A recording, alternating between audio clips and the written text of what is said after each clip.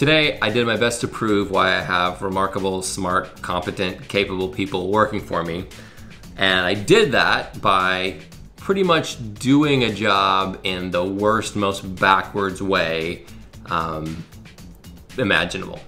So as I'm going through this project, Rhonda, one of the people that I work with, is sort of coaching me through how I probably should have done it. And I realized at some point that I've made a couple errors along the way that are gonna make this process a lot more time consuming, and that the only thing worse than doing it wrong is doing it wrong and leaving it for somebody else to fix. So I sat there and I kind of did the laborious process of making it all work again. And the point to all this is that we have a long-standing belief at Dateline that you don't get credit for putting out the fire you started.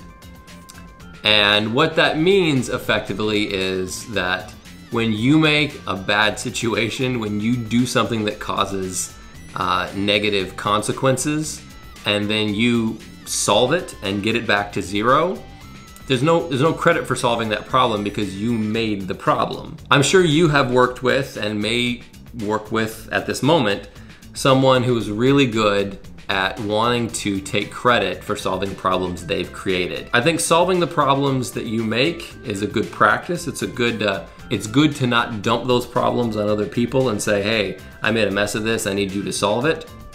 But I don't think that is something that should net us credit. I don't think that is something that at the end of the day we should say, man, I know I didn't accomplish anything else, but I finally got myself out of the hole that I dug.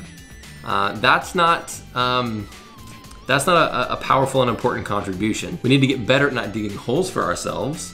That's a good contribution.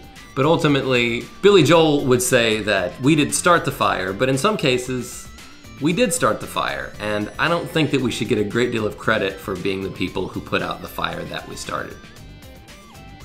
Just seems like the thing to do.